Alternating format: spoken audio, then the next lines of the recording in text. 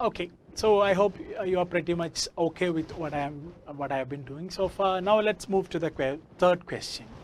So it's a pretty long question, so UPSC tend to confuse you with the mere structure of the question itself. So this is that typical question. So let's read it together. So with reference to the Constitution of India, okay, it means nothing. Okay, Constitution. Okay. Prohibition or limitation or provisions. Okay, just think about prohibitions or limitation. Okay, you can think about limitations alone. I'm going with limitations alone. Okay, so now we'll read it once again. With respect to Constitution, the limitations contained in ordinary laws cannot act as limitations on the constitutional powers under Article 142.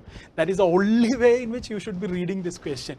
You shouldn't be thinking about prohibitions, limitations, provisions. That's not the way. That's the UPSC's beauty to derail you from the crux of the question. So eliminate all the fuss around the question. Just see that direct connection. So I'll rephrase the question for you in a simpler manner.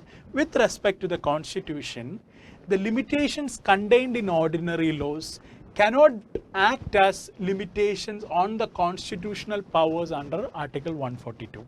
Okay, so maybe I hope you are getting the idea. So we would have different limitations under different laws, but none of those limitations can act as limitations on the constitutional powers under Article 42, which means it is sounding like constitutional powers under Article 42 are really, it's really powerful in a sense that no other law can act as any limitation on the power under Article 142.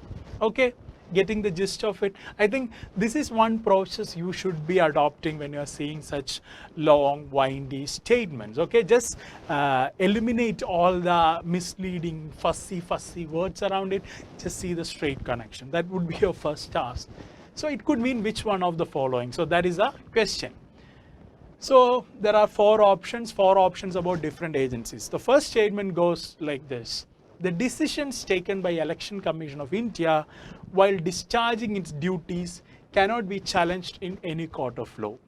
Okay, it might be true. Okay, because we know that Election Commission of India has some special powers when it comes to conducting elections, and normally it can be. So it's a one level above the normal scenario. So that could be true. Let us hold it in the likely list. The second statement is, the Supreme Court of India is not constrained in the exercise of its powers by laws made by the Parliament. So that is another thing also. We know that there are certain areas where the Parliament cannot go into the Supreme Court, or Supreme Court, when it is exercising a certain set of powers, the Parliament can't pretty much do anything about it. So this is also something we know about the dynamics between Supreme Court and Parliament. Okay, so that is also very likely contended here.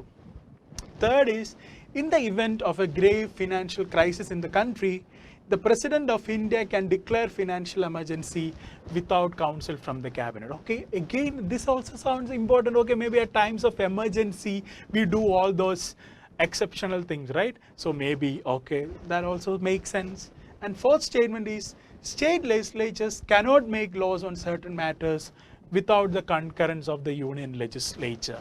That is not exactly the tone or the logic that the question is giving or leading to, but for the time being, we will consider that statement also. So these are the four statements. So a normal person who is trying to do the question, they would think that, okay, I don't know what 142 is. So in all likelihood, whenever I make guesses about facts I don't know, I end up wrong. So let me not do this question, right? So that would be one logic that runs through more than 60 or 80% of people's mind, because very less are the number of people who clear this exam, right? So let us keep that aside. That is not the way we are going to deal with this question. Even I don't know, but maybe when I am going to discuss this, I have checked through, but I don't know what 142 is particularly, but I know for sure that I have made this answer right in the actual exam. So let us see, are there some other ways to solve this? Okay, we don't know. None of us know what 142 is. That is the assumption with which I am going to proceed. Okay.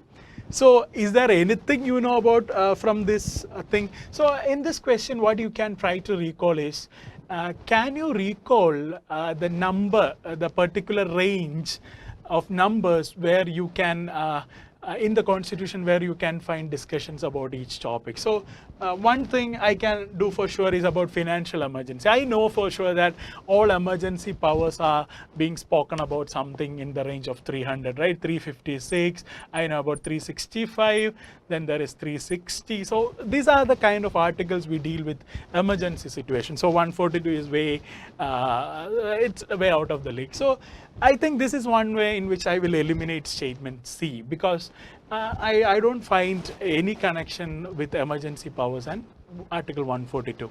That is one way I can eliminate. Then think about every other statements on these lines, whether it is coming, where is it coming in the Constitution? That is one way you can look at. State legislatures cannot make laws on certain matters without the concurrence of union legislature. My understanding is that state legislature is somewhere around 180 to 200. So because that is somewhere 180 to 200, that is some range I have heard about state legislatures. So I don't think even state legislature would make the cut.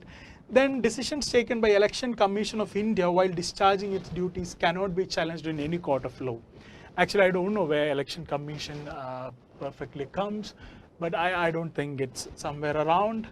Then about Supreme Court. Supreme Court, I know about an article, but I don't know whether that is the case with you. That is 143. This 143 that has stuck in my mind as advisory jurisdiction of Supreme Court. So this is one article I know. So I would definitely be leaning to this idea. But is there any other way we can solve this? That is the thing we have to consider here. Okay, so I am anyway eliminating C and D because I know for sure I could safely conclude that 356, this range, and this 200 range is not very much relevant here. Now the question is about Election Commission. Let me read that statement once again. The decisions taken by Election Commission of India while discharging its duties cannot be challenged in any court of law. Okay, how right do you think that statement is? Do you think that is possible? We are a democratic system. We are a parliamentary democracy where the parliament is the supreme, or the legislature is the supreme agency in this country. And who are these people that man the Election Commission? They are some bureaucrats, right? They are the IAS officers. Okay, do you think they would be given such supreme powers of the Supreme Court even? They can't be challenged in any court of law. Even Indira Gandhi tried doing that once. It was immediately amended because she wanted to make her election and all that beyond the scope of judicial review, but it was soon amended, and it was the court kind of rejected that notion, and immediately after that it was amended. So do you think that the decision of Election Commission is something so sacred that it can't be challenged in any court of law? I won't bet my case on that. So I think that is the way I would eliminate option A. So option A stands eliminated, option C stands eliminated, and option D stands eliminated.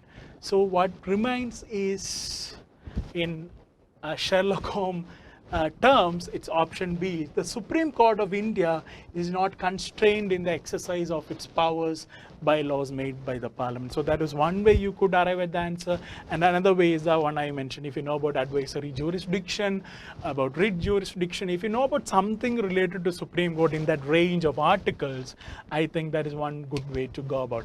So another learning you can take from these kinds of question is that if you don't know all the particular articles pertaining to different legislature, executive, judiciary, and things like that, at least you can have a understanding of the range of the articles, right?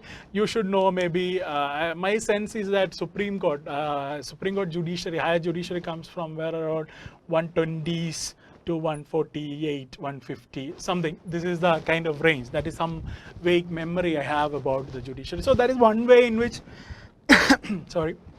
one way in which anyway I will arrive at this answer. So this is one takeaway you can take from this question also. Okay, so I hope that is clear. So especially coming back to the wordings of the question, UPSC would try to mislead you or maybe confuse you or to reduce the clarity by setting complex questions. It is upon you to see the gist of the question by eliminating all the fussiness. Okay.